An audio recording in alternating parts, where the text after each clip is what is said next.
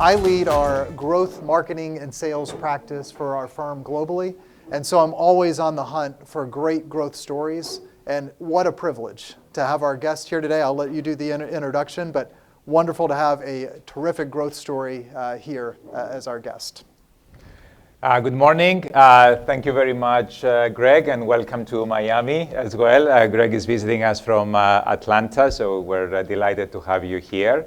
My name is Paul A. Pavlou. I serve as Dean of Miami Herbert Business School for almost 8 months now. It's been a great pleasure and honor to serve on this capacity. So today, on behalf of Miami Herbert, I'd like to introduce a very distinguished speaker as part of our CEO Leadership Series that McKinsey & Company has been supporting for several years now. So it's been a great event, and we have had tremendous CEOs. So today we have a very, very impressive one that it's a great pleasure to introduce. So Sumit Singh has been the CEO of Chewy for the last 7 years now. Had senior roles in Amazon and Dell before. And since taking over the company 7 years ago, of course, I took it through a very successful $1 billion IPO in 2019 to become a publicly traded company. And since then, has grown tremendously, now looking at 13 billion in revenues, a very successful company. We had a nice conversation in the morning for the growing margins. And of course, expanding its presence in different markets, from retail to pet health, and also in sponsored ads. So thinking more of a technology company as opposed to a more traditional retail or even health company. So we're delighted to see this different expansion of the company that Sumit and Greg and I will be discussing. Many accolades as well, so I will not mention everything, but has noted in the Bloomberg 50, South Florida Business Journal, top 250 influential people, and many other accolades, speakers, and many other accomplishments throughout his career. Actually, he's an engineer by training, similarly here. He went to University of Texas at Austin, so a fellow Texan from Austin, and happy to be here in Miami. He got his MBA from Chicago. But the one thing I found very impressive, that his passion for technology, focus on the customer, and a very strong strategic mindset. So on behalf of Miami Herbert Business School, welcome here. We're delighted to have you here. And I guess please join me in welcoming Sumit Singh. Greg, you're the first question. Yeah, so maybe with that, it seems obvious now with such a spectacular success why you would come, but maybe 7 years ago, it wasn't quite as clear. What attracted you to this opportunity, having had that background at Dell and Amazon? What attracted you to come here?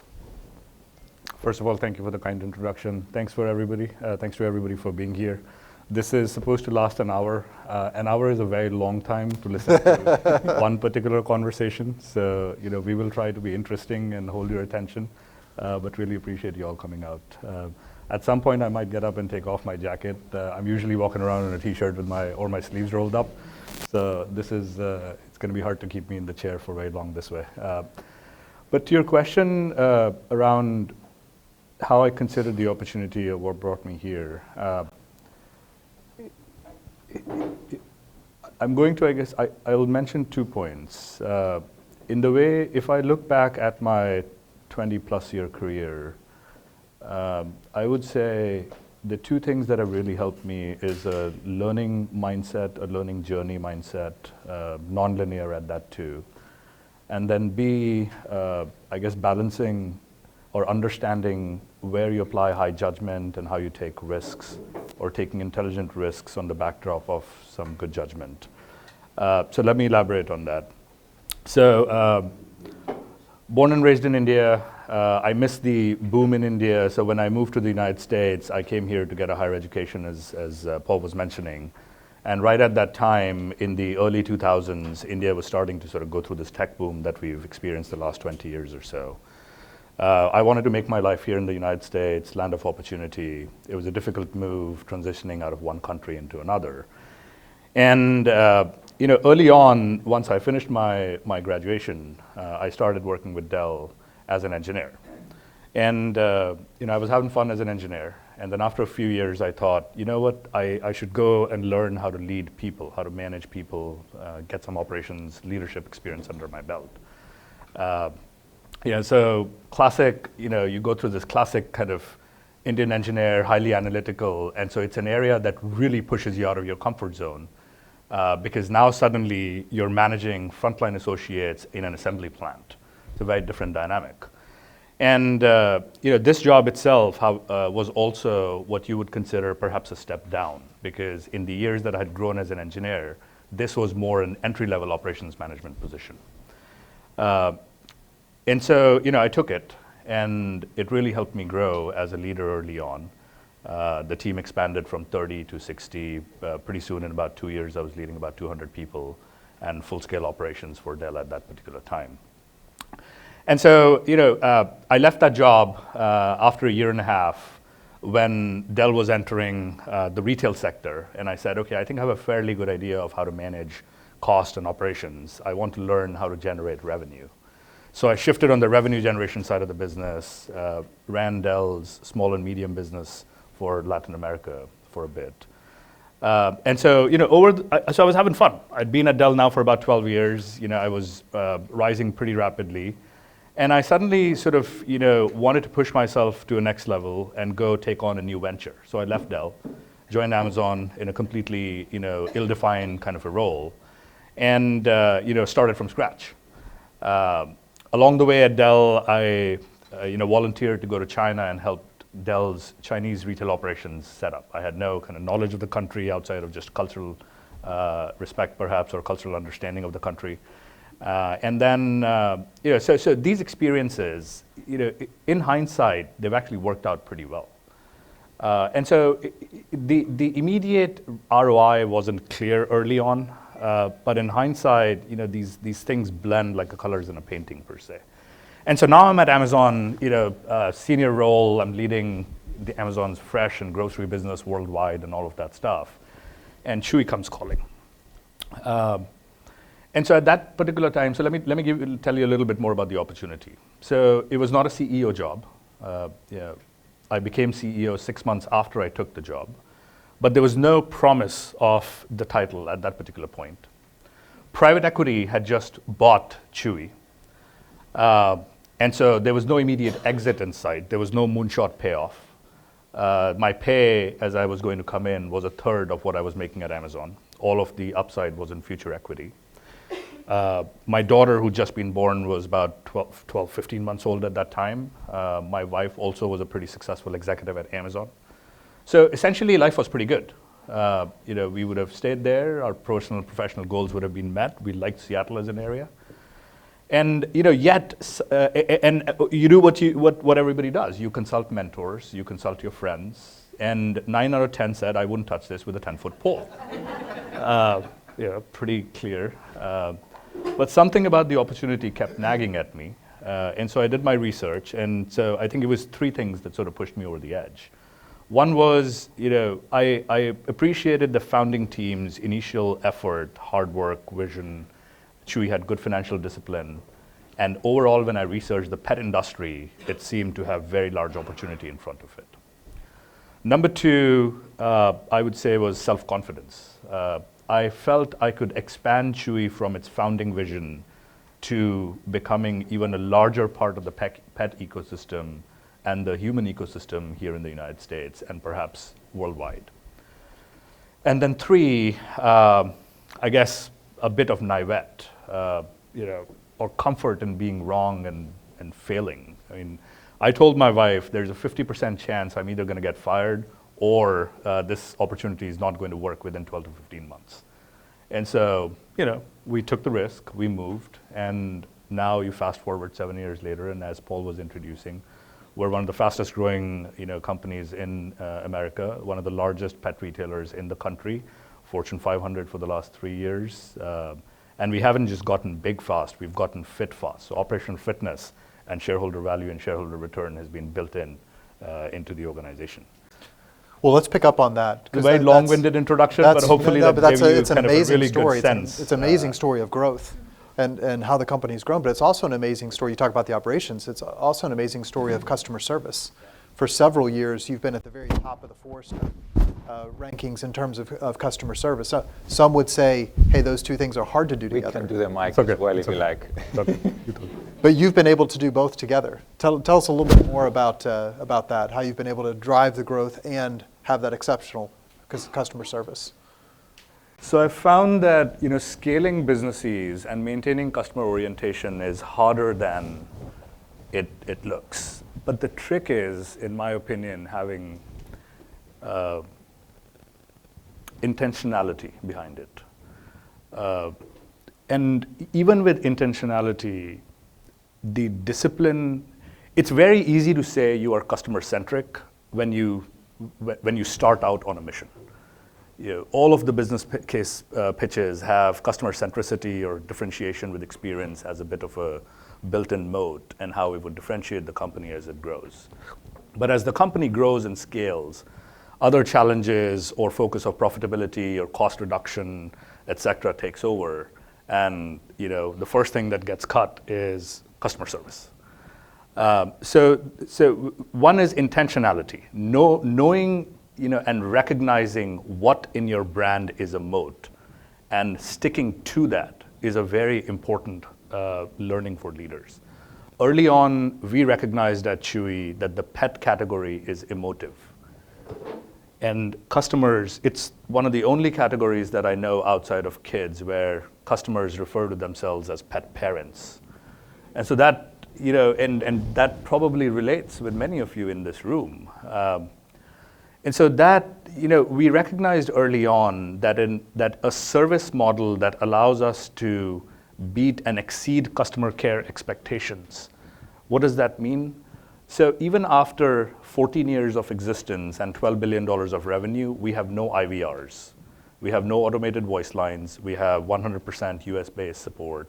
We don't have metrics of productivity that we run our call centers with or care with. We, in fact, have metrics of speed and reliability that we answer the phone with. So we pick up the phone statistically, within a 95% confidence in 2 rings or less. That's 3 seconds or less. We try not to hire agents and people who've been perhaps tainted, in care coming up in the airlines industry or, some of these other industries that really need to do some work in customer care. Oh, it's against the grain, right? We're in a world of agent force, and those are AI agents. Yeah, you're going against the grain. We try to hire, happy, healthy pet lovers and lightly train them and set them loose. Because if you have a dog and I have a dog, we can have a conversation. And so it's that. The second part I would say is just a maniacal rigidity on embedding the same focus in the culture of the organization. You have to hire for an orientation like this. You have to calibrate for an orientation that is customer forward. You have to develop people, and you have to performance manage with the same expectation. And so if you embed it deep into the culture, it perhaps starts from the CEO talking about it, but it really is practiced deep within the organization. Because top leaders at this scale cannot keep control of what's going on a couple levels down. So actually, that was my question, just to talk a little bit more about change management, especially in a growth mindset. So how, as a CEO, you can drive this, this growth and at the same time growing the organization, hiring people, changing people in terms of roles and responsibilities. How do you create that across the organization? Because it's easier to say, the CEO says something and then you assume everything will happen. But then how do you do it in an increasingly larger organization?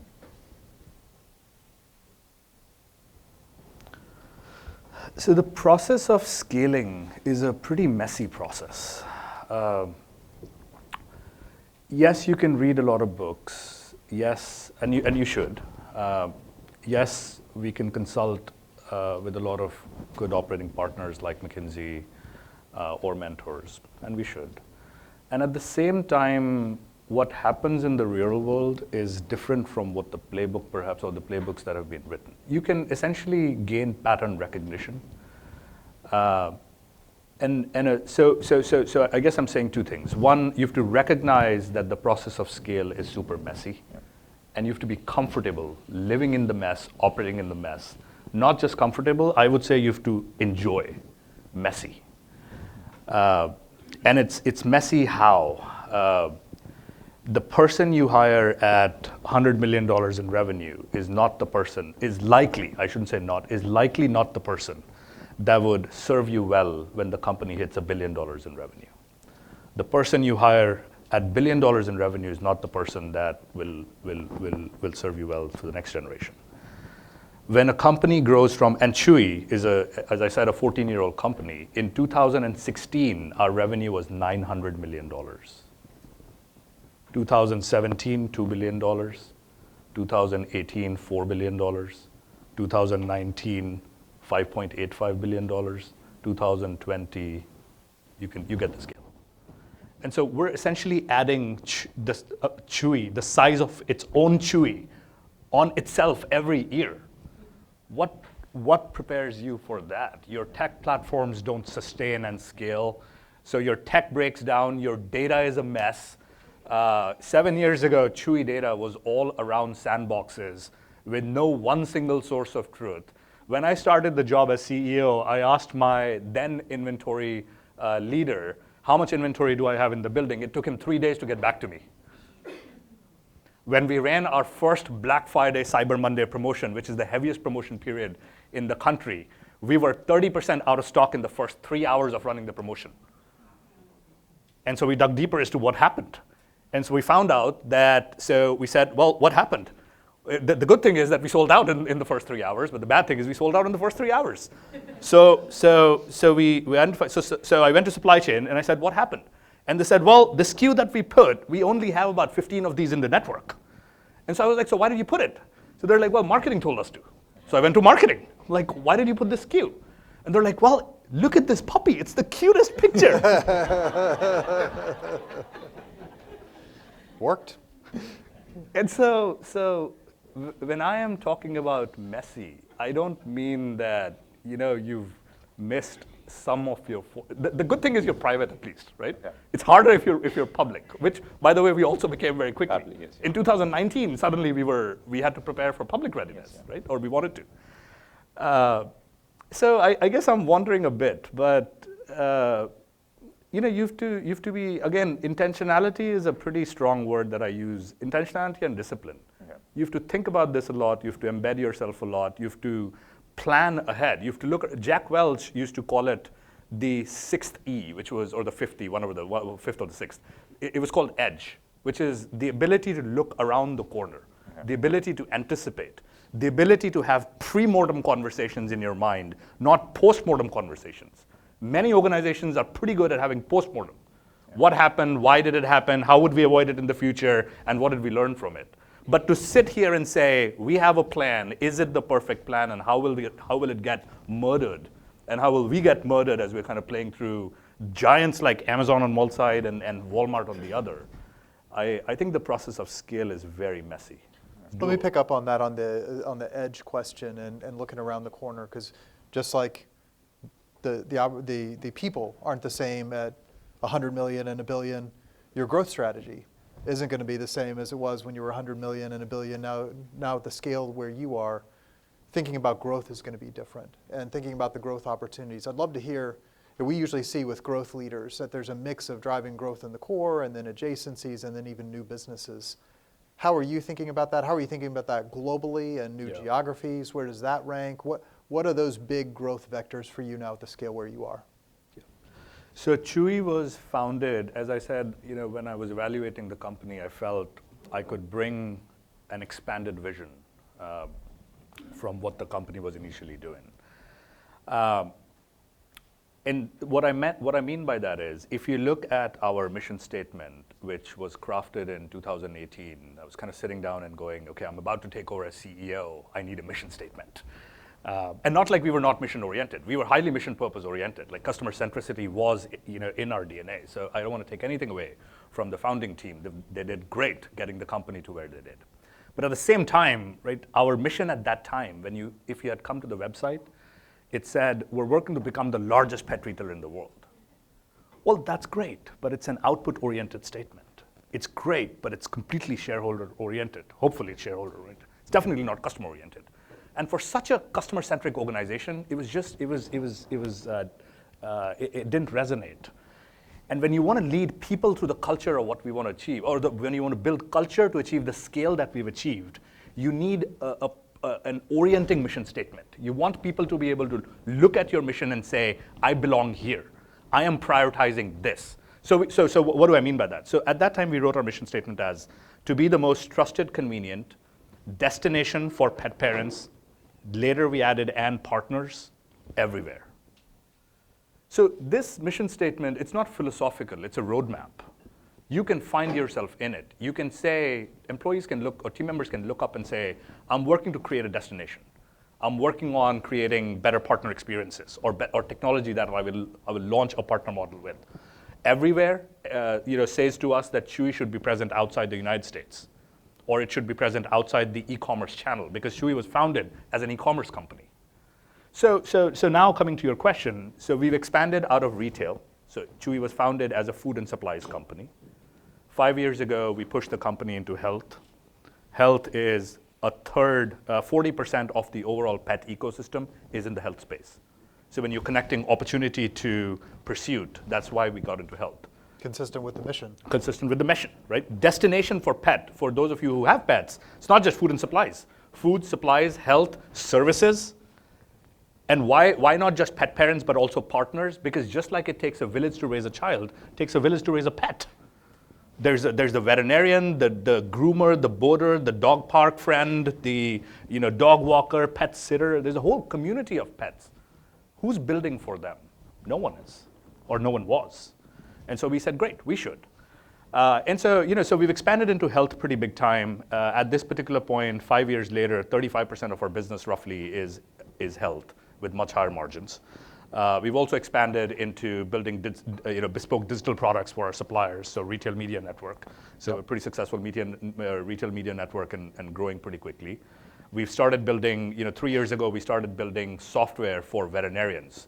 So we expanded ourselves from B2C into going B2B and B2B2C. An example of that is telehealth, pet telehealth. Right? Human telehealth has existed for the last 10 years, really took off during COVID. Well, so did pet telehealth. And so we were the first ones to bring a scale telehealth platform to the market. And right now it's fully payment integrated and segment integrated. So not only are we absorbing that within our clinics, so now we have 10 clinics. We started opening clinics a year ago. Right? We're not only embedding that tech in our clinics, we're essentially walking over to the veterinarians who are not networked with us and saying, here, we built a technology, use it. Because we feel it moves the space forward. And that innovation will essentially uplift the entire industry forward. Pet hasn't been innovated. I mean, it's a legacy industry. There's nothing interesting that's happened, in my opinion, in pet in the last 100 years or so. And yet, in the last 10 years, more has happened than has happened in the last 8 decades. What an evolution, right? From where you went from world's biggest pet retailer to now that. So as you think about that. Our aspiration hasn't changed. Yep. The approach Yeah. is different. Yeah.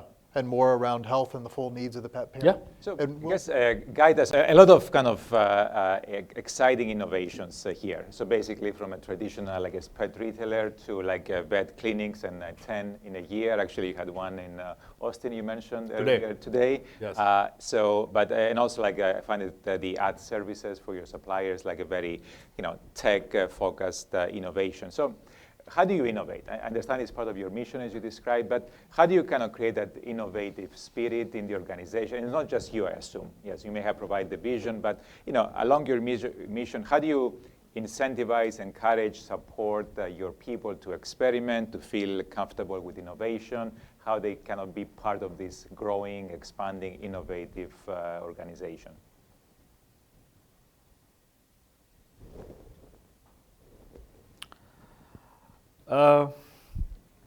I feel it, just like this notion of customer centricity should be embedded in your DNA, and it starts from the top. I feel innovation. So there's two types of innovation, and you could separate these words by saying process innovation or true inventiveness, or you could say product innovation and internal inventiveness, the culture of inventiveness. So I think by nature I am a fairly restless person. When I used to work on kind of my opportunities, I would say, I don't stop and smell the roses. The team would achieve something pretty significant, or I would achieve something pretty significant as a personal milestone, and I'd probably pause on it for 3 minutes, and then I'd say, great, what's next? And so there's a restlessness, an ambition, a fear of failing, and it's a combination of all of that that essentially drives you personally, or it drives me personally. And I am not shy about redirecting it towards the organization. Yeah. And so as a result, Chewy is a pretty intense organization. Yes, we're super empathetic and conscious and team member forward. At the same time, as a culture, we're competitive. We're intense. We're rigorously analytical. And so and we live in a constant state of discomfort, right? How can we improve a certain thing? How can we launch the next thing?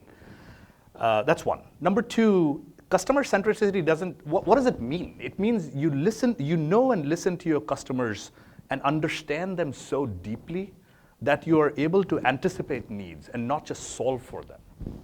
So anticipation, the curve of anticipation then leads to this loop of, well, if I can anticipate a need, then I can evaluate whether a solution exists or not, and if it doesn't, then I need to develop it. So then that part comes next. So the willingness of the organization to lean in as part of its culture.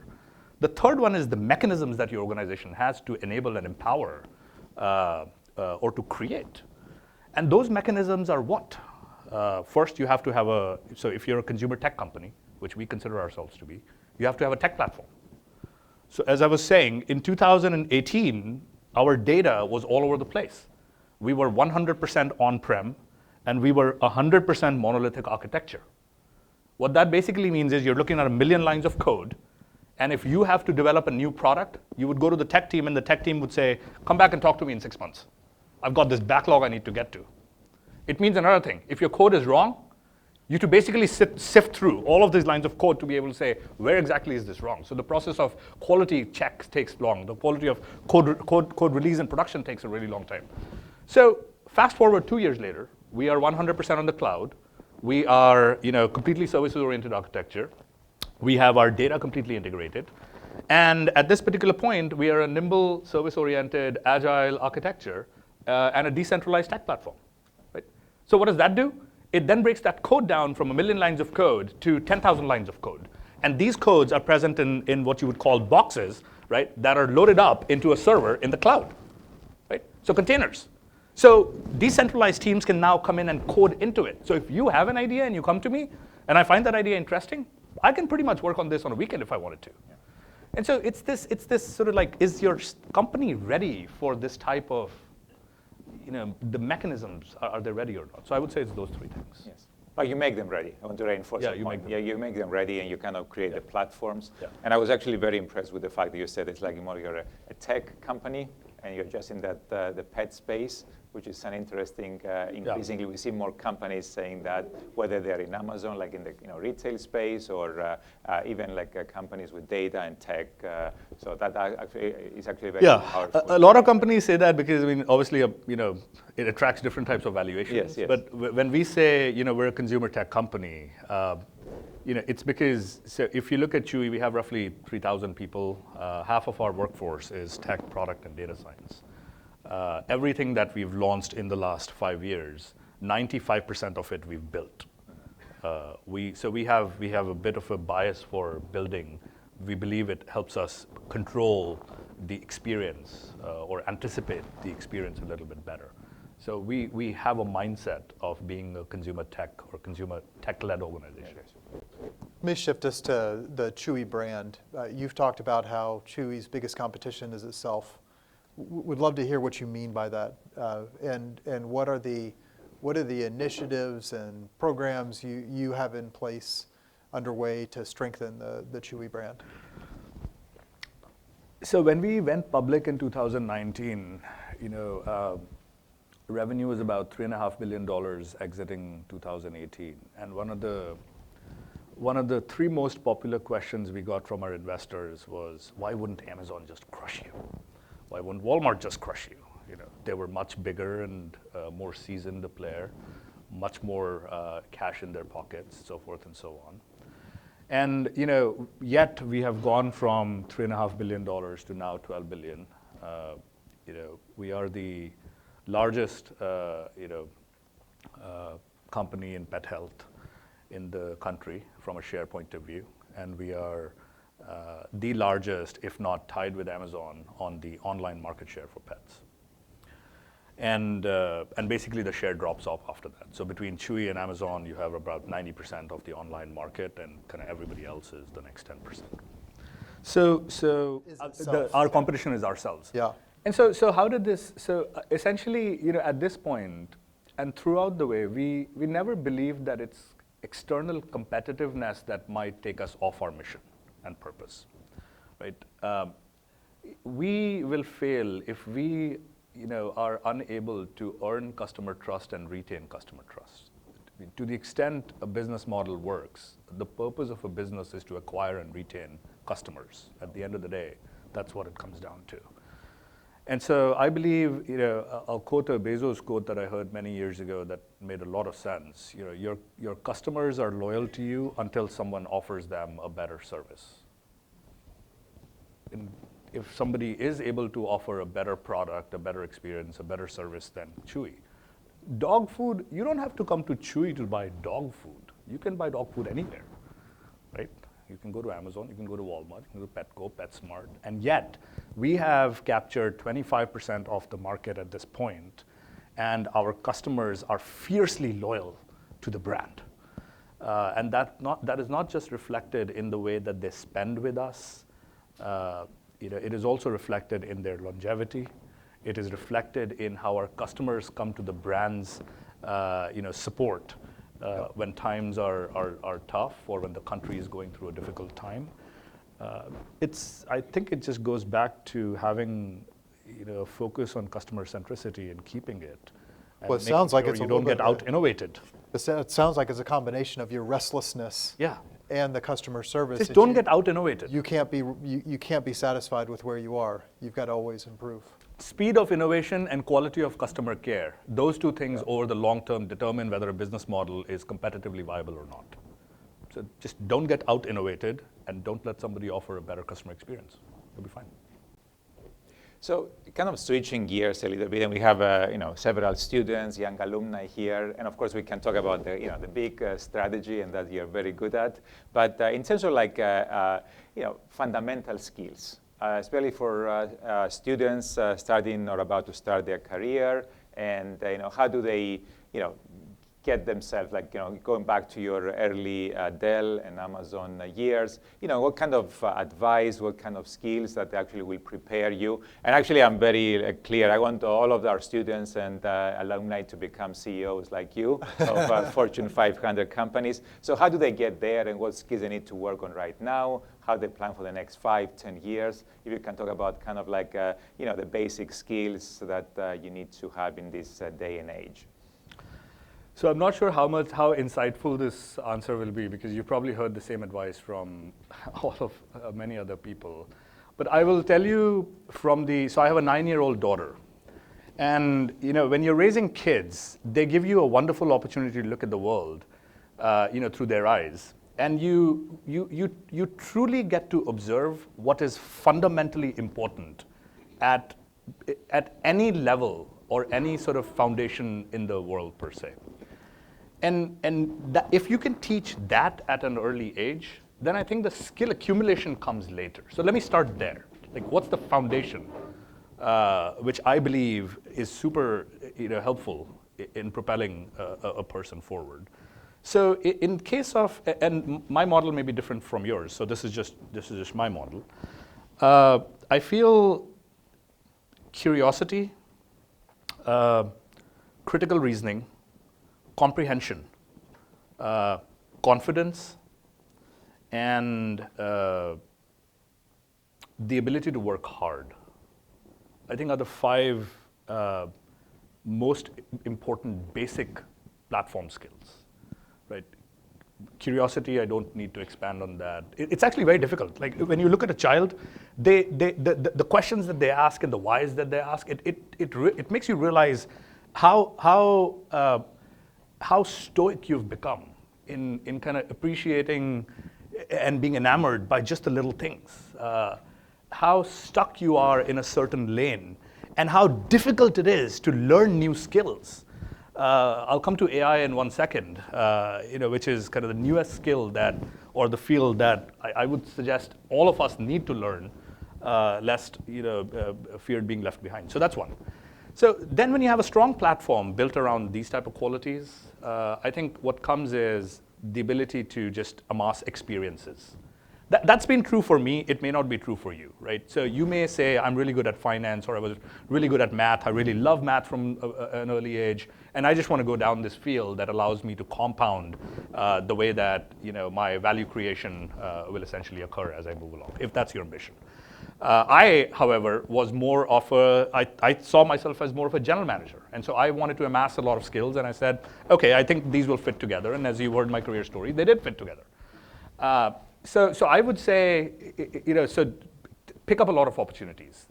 3, say yes to where people would say no. Like when I was taking this Chewy job, I found out later that probably over a dozen people had been approached for this role, and they said no to it, right? But I said yes to it. And now your decision path may be different, and this may not work for you, but say yes when most people say no. This happens a lot in organizations.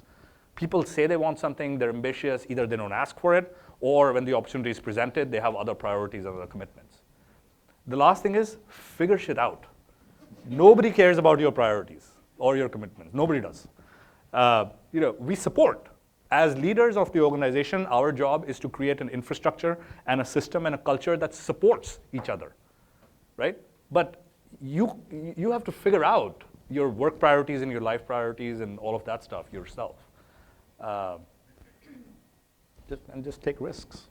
I'm going to go to the other end maybe and ask you about the top team dynamics. In our research of top growth companies, they have growth mindsets and behaviors that differentiate them. They focus on the long term, through cycle. They are audacious about growth. They rally a dream team for growth. They do have customer at the center, and they have real disciplined execution. And yet, they all want those mindsets, but so frequently the behaviors don't match. Investments get to the short term.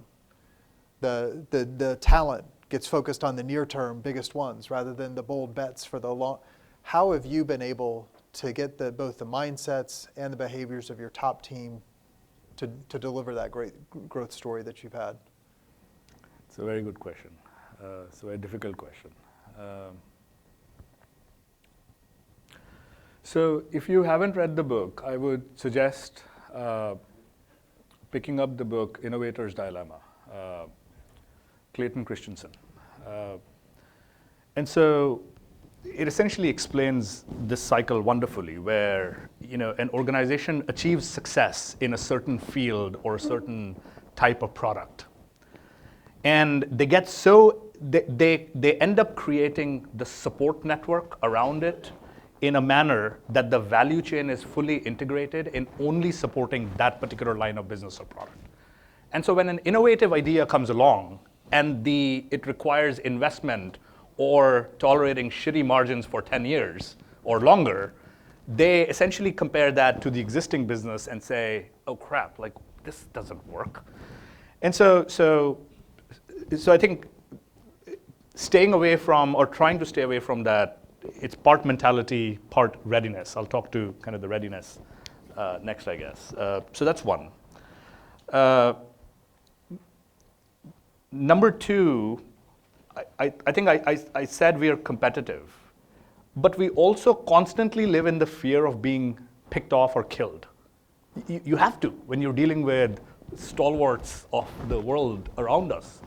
So,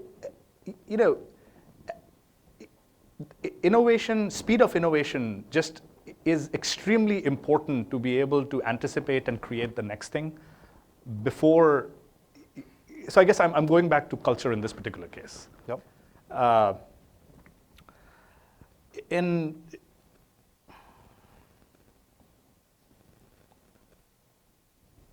The third one is,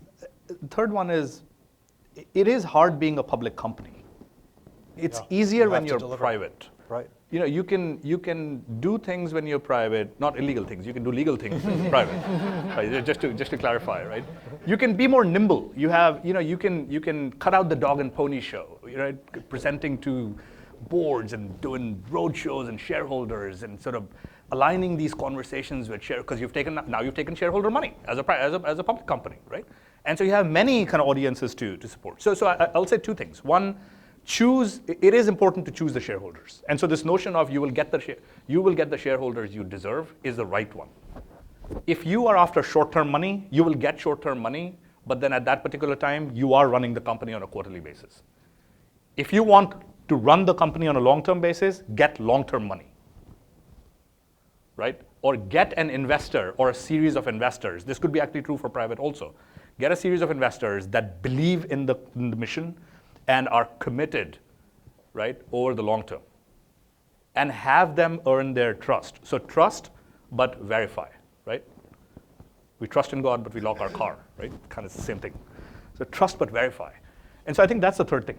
We've been fortunate to have a really good sponsor, in the private equity team that works with Chewy. But at the same time, we've been very clear right, about what our priorities are, how long-term our goals are, when the returns are going to be generated. And then another thing, operating autonomy and earned trust are two sides of the same coin, right? If you say to your investors, trust me, and they give you the money and you don't operate, you're out. Yeah, that's the execution part. Right? So the more trust you earn, the more operating autonomy you enjoy. And the more credibility you build, at that particular time, your shareholders are completely alongside you, right? So it starts from shareholder value, customer value, team member value kind of aligning, and it ends with together. Delivering those together. I think so. All right, we're approaching the top of the hour. We're going to have a few questions. So last quick question. What is your leadership style? How would you describe it and how it has evolved over the years? I've always had trouble answering this question. Because I guess I would call, so in the qualities that I was describing, I do like to learn new things. I am competitive, I'm restless, I like to learn new things, I like to engage in conversations. So my style with teams, I love to work with people. So one of the reasons I am in this job as CEO, or I've taken leadership roles away from practicing the 2 engineering degrees that I have, is because I feel that the collaboration process of working through and with people is much more meaningful to me. You create amazing output as a result of that. And so fundamentally, I would call myself a truth teller and a truth seeker. And that, I think, is hard in organizations. Particularly the bigger organizations, you learn, there's a lot of social cohesion in organizations. There's, we'll say collaboration, but it gets confused with, sort of like pre-aligning in meetings or showing up with a common point of view. The CEO getting kind of shades of truth as you kind of move through the layers and ranks. So you have to be good at anticipating that and understanding how you get through that. And one of the ways you can do it is staying a little bit hands-on. Don't lose your curiosity. Don't lose the touch of, learning new skills. And yeah, just stay humble and keep learning, I guess. Absolutely. We have a few questions with the audience. Go ahead. Just speak really loud, please. Yeah, okay, we have a mic. Okay. Great, thank you. Walter Lear, I'm an adjunct, and I'm also a Chicago Booth alum. what wasn't said was that Chewy was actually acquired by PetSmart in 2017, which made it a lot messier, and probably the reason why a lot of people turned it down. But in your explanation, I think it was very clear that being a public company is very different than being a private company. Now that you're growing your healthcare component, and it's such a different business, being a pet dad, maybe at some point, and I know you're CEO of a public company, and you have to be careful what you say, but has it crossed your mind that if this health component ends up growing to more than 50% of the business, it may make sense to spin it off? We had myriad of cases of Walmart and Amazon failing dismally in the health space. And it's a very difficult space. And as you can well appreciate, yes, we buy food, but when it comes to care, there's always that issue of, is the vet doing the right thing? Is the care that they're getting the right thing? And usually the outcome is not positive. So that can taint the customer-centric loyalty relationship, and it's a very different, let's say, attitude. So I'm just wondering if down the line you may consider, based on the fact that you've been on both sides several times, maybe a spinoff may make sense for the healthcare business, for it to grow on its own and feed its own and have the right set of investors aligned with that. It's a good question. I won't fully satisfy your curiosity, but I will lend you a little bit of insight into my mental model. So there are two reasons you could essentially walk down this line of a spin-off per se. Either you believe you're not getting the intrinsic value of the particular vertical within the overall, so the sum of the parts is greater than the whole. So that's kind of the one logic. And number two, there was something implied in here, which is you might risk not being able to fulfill your ideal experience in a more complicated regulatory space, et cetera, et cetera. I think that was the point that you were making. Let me address so the first part, I will say, we're focused on building. And we're lucky to have shareholders that are fully bought in and fully supportive. So at the point, if we are able to achieve said dream, where let's say you say, hey, Chewy is now known more for a health company than a retail organization. Okay, we will cross that bridge when we get there. In terms of the second one, I find that a very interesting point and a very important one. So let me tell you this. So the point is that, hey, why are you getting into health? It's extremely complex. The interactions are real, or not just health. Why are you getting into even retail? The interactions are personable. I mean, having a conversation on the call or getting somebody to service from your app or your platform is a very different experience than actually having a conversation. So I think our mentality helps us. We think of ourselves as a hospitality company. And that is fundamentally different than us saying we're a retailer or an e-tailer.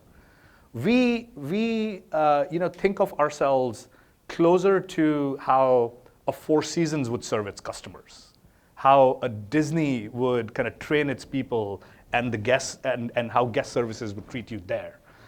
So how you walk into these best hospitality resorts and get received and get service, and the consistency and the high standards and the personalized care, those are the values of the customer care embedded in the brand. So we've tried to, we've made sure that we took that, and as a result of, and we've used those to be able to create these experiences that we are creating now. And the hardest thing that we've been able to overcome is not finding the skill set. Because the person that's built 500 clinics in the market has built them in a very different manner than the clinics that we are building now. Walk into a Chewy clinic. We've got 2 here in South Florida. First of all, you'll think you've walked into a spa. It doesn't feel like a vet clinic at all. Number 2, the experience that you will get, the personal interaction and the care and the standard is very different. Number 3, it's fully tech integrated. A normal vet clinic runs on an average 12 integrated platforms, and the vet clinic itself or the group that owns it doesn't own any of the platforms. Chewy Tech is first party, fully integrated tech. We own all of the platform. So we can recognize you from the moment you park your car in the parking lot. We've already checked you in by the time you get to the front desk. Your dog, let's call him Bear. Bear is already set up in an exam room, and the doctor's already got all of their records. Once you're done, the doctor clicks a button. It's fully integrated into our pharmacies in the back end. And by the time you get home or the very next day, the medication will be at your house. You don't even have to take out your wallet because it is fully payment integrated. That experience does not exist. So I guess we're building a better mousetrap. So yes, you could face the risk, but at the same time, if you build a better mousetrap, I feel customers will also be more forgiving of perhaps our learning curve of not being a retailer. We're okay with that. All right, last question. No, we've got Behind, oh. Okay, all right. Okay, I just wanted, on your point, I'm a proud Chewy parent, pet parent, but I was talking to a friend last night, telling them I was going to be here. They lost their dog. They were a Chewy customer. They were on meds through your company. They received flowers from you and a condolence note. Then they didn't even tell Chewy that their pet passed away. Yeah, so that's the level of commitment. Traditional organizations have CRM in marketing, customer relationship marketing. We don't have a CRM function. This is our CRM. When it's your pet's birthday, we will send you handwritten cards. When pets pass away, we will send you hand-drawn pet portraits. And let me tell you something, when I send you a hand-drawn pet portrait from a local artist, I have you for life. You're going to talk about that at dinner tables and meetings. It comes up this way. It creates massive social media waves. And so it's our investment in our brand and our commitment. Sumit. Last question, Adam. Hi, Sumit. Hi, Adam. Question for you. Hey. Yeah. Thanks again for coming and sharing your wisdom. For the benefit of the students here in the room, is there any, if you could speak to your mid-20s self, is there any advice you would have given yourself looking back?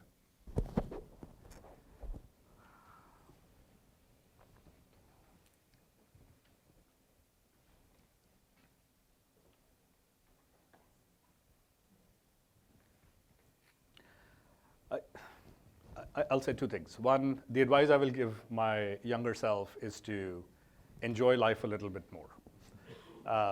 I graduated on a Friday, and I was at Dell in my first job Monday morning at 7 a.m.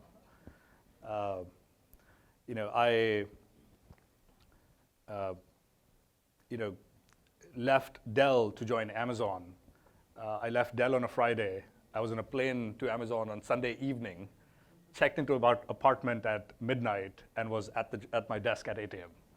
So I'm bad at planning for myself and pausing and appreciating. I've gotten better. People who support me, Amy's here, Diane's here. They recognize this, and so I try to put kind of guardrails around it a little bit more. Number two, I would actually like to go back and thank my younger self for, it's important, right? For making some good decisions, making the good calls, staying disciplined, staying in the trenches, putting in the hard work at that particular time, and just letting the experiences accumulate. The operations job that I was talking about was on the second shift. Wasn't even on the first shift. I was 24 years old. 24 years old, you're working a second shift operations job in an assembly plant that starts at 10 p.m. and wraps up at 4 a.m. You lose your entire social, it's a total loser move. and yet, the relationships that I built on second shift have been some of the best relationships I've built. So I would. All right, on that note, it's great to hear about leadership, about determination, hard work, innovativeness, curiosity, and humility as well. So we're very appreciative of you coming here. We appreciate it very much. Thank you very much, Greg, for visiting us from Atlanta. It was a wonderful conversation. Thank you very much, everybody.